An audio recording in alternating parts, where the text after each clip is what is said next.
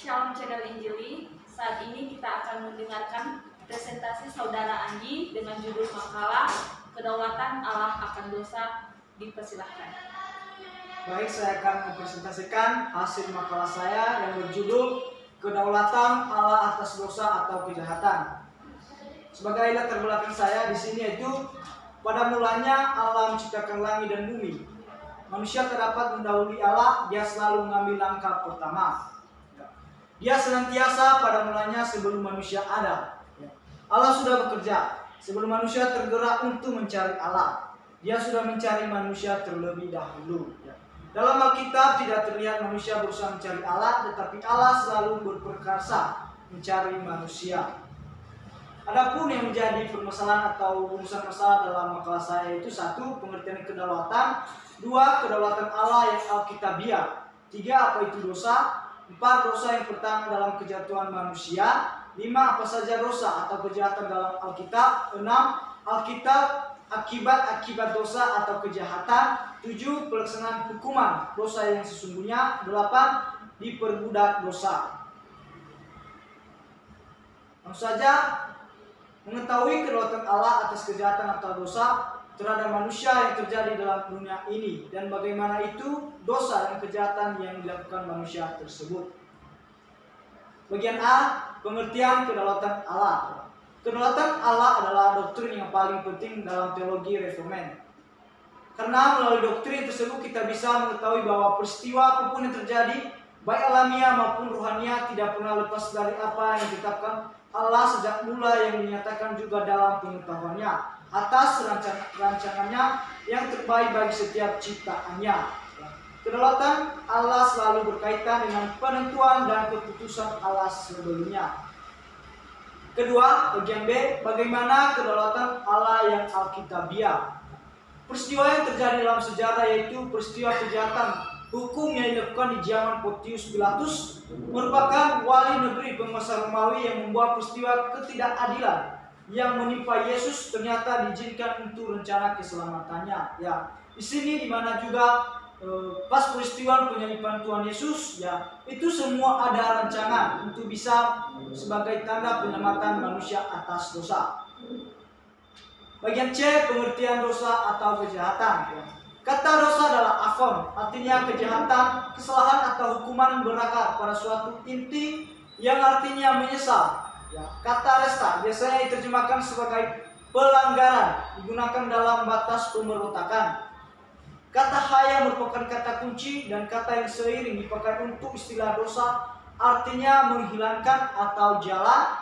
Makna dosa seolah menghilangkan jalan yang benar yang sesuai dengan istilah bagi penyesalan.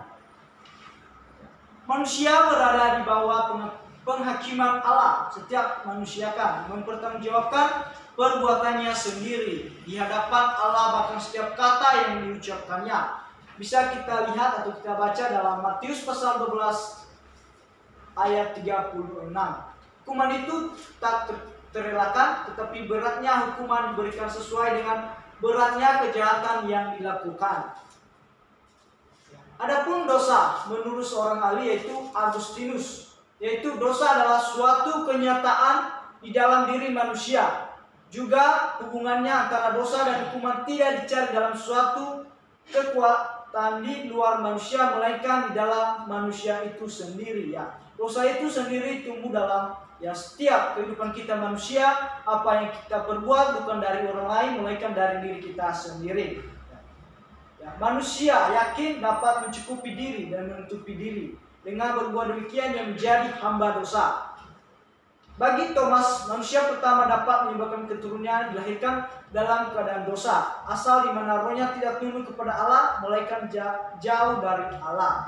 Di mana keturunan pertama itu dimaksudnya Adam dan Hawa, di mana setelah Adam dan Hawa kita juga lihat anaknya Kain dan Habel, di mana mereka juga atau Kain telah melakukan dosa terhadap adiknya dan dia telah membunuh adiknya sendiri. Itu nama dengan sebut dosa. Bagian D besar, dosa yang pertama dalam kejatuhan manusia. Dosa berasal dari tradisi perjanjian lama, yakni gagal mencapai sasaran yang dituju.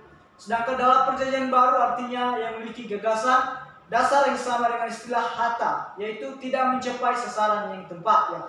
Di sini PL dan PB sama saja sama saja tidak melakukan kehendak Tuhan atau telah melanggar perintah Tuhan. Dapat dikatakan bahwa melalui sudut pandang yang sepenuhnya formal dosa, manusia pertama terkait dengan dimakannya buah pengetahuan yang baik dan yang jahat. Di mana di sini dosa pertama yaitu ketika Hawa dan Adam memakan dosa pengetahuan yang baik dan jahat yang telah dilarang oleh Tuhan Yesus bagi mereka. Dosa pertama manusia adalah suatu dosa tipikal, yaitu dosa di mana esensi sesungguhnya dari dosa itu dengan jelas menyatakan dirinya sendiri. Ya. Esensi dari dosa itu terletak pada kenyataan bahwa Adam meletakkan dirinya dalam keadaan yang bertentangan dengan Allah.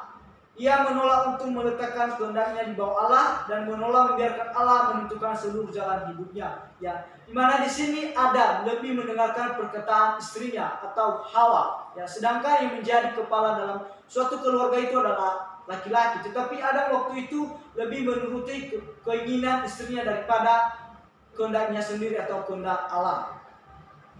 Tetapi manusia telah memisahkan diri dari Allah dan bertindak seolah-olah yang memiliki hak tertentu terhadap Allah. Pengertian bahwa perintah Allah adalah suatu pemutusan hak-hak manusia tampaknya sudah ada dalam pikiran Hawa ketika ia menjawab pertanyaan iblis. Dalam intelek, dosa itu adalah ketidakpercayaan dan kesombongan dalam kehendak. Bagian E besar, apa saja dosa atau kejahatan dalam Alkitab?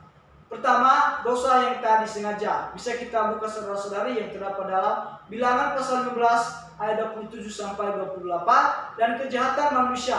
Bisa kita buka Kejadian pasal 6 ayat 5 sampai 6 dan ketiga, semua manusia adalah orang berdosa. Bisa kita buka Roma pasal 3 ayat 9 sampai 20 dan keempat, dosa warisan. Ya, dosa warisan muncul karena nenek moyang kita Adam dan Hawa di mana pada mulanya Allah telah mempercayakan Taman Eden bagi mereka. Bisa kita lihat dalam Kejadian pasal 2 ayat 15, dan di mana tetapi Adam dan Hawa diberikan suatu larangan oleh Allah.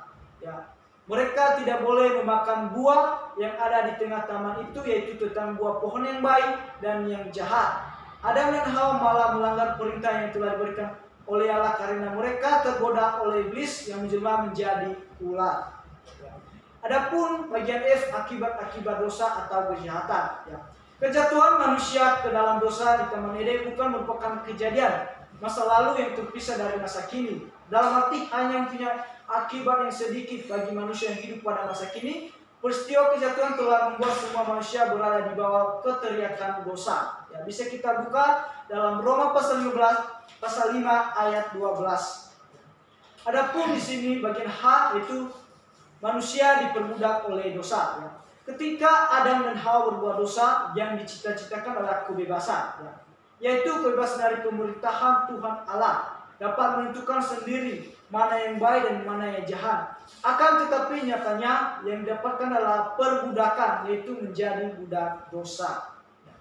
Adapun yang menjadi kesimpulan dalam makalah saya ini yaitu kedaulatan Allah adalah doktrin yang paling penting dalam teologi reformat, karena melalui doktrin tersebut kita bisa mengetahui bahwa peristiwa apapun yang terjadi, baik alamiah maupun rohania, tidak pernah lepas dari apa yang dilakukan Allah sejak mula, yang dinyatakan juga dalam pengetahuannya atas rencana yang terbaik bagi setiap ciptaannya.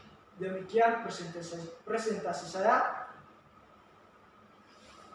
Baik, demikian saja presentasi saudara kita Andi mengenai kedaulatan Allah akan dosa. Dan adapun yang menjadi pertanyaan saya di sini adalah, kan di sini Allah berdaulat akan segala hal termasuk dosa. Nah, pada saat itu ketika Adam dan Hawa jatuh ke dalam dosa atau memakan buah pohon terlarang yang dikatakan oleh Allah itu, mengapa Allah tidak berdaulat di situ? Mengapa dia membiarkan? Seharusnya kan karena Allah berdaulat akan segala hal, untuk tidak terjadinya dosa, maka seharusnya kejadian itu tidak terjadi. Mengapa alasan menurut saudara? Baik, saya akan menjawab pertanyaan dari saudari kami Yolanda. Ya, dalam hal itu kan kita lihat dulu Tuhan telah memberikan kuasa bagi manusia atau kekuatannya untuk memelihara dunia ini. Tapi Tuhan telah memberikan kedaulatan kepada manusia, ya. Dia telah memberikan, apakah manusia itu melakukan hal yang baik atau yang jahat itu terserah manusia, karena dia itu telah memberikan kedaulatan bagi manusia tersebut. Dimana juga ya di mana juga Tuhan telah mempercayakan ya dunia ini untuk manusia. Apakah manusia itu melakukan yang baik, apakah yang jahat, itu kembali kepada manusia sendiri. Karena Tuhan telah memberikan kelewatan itu tadi bagi manusia. Oh, jadi menurut saudara bahwa Tuhan memberikan kuasa kepada manusia jadi bebas memilih antara mau berbuat dosa atau tidak. Iya. Baik, demikian saja presentasi saudara Andi. Semoga presentasi ini mengenai kedaulatan Allah akan dosa dapat bermanfaat bagi kita semua yang menonton channel ini. Salam channel Injili.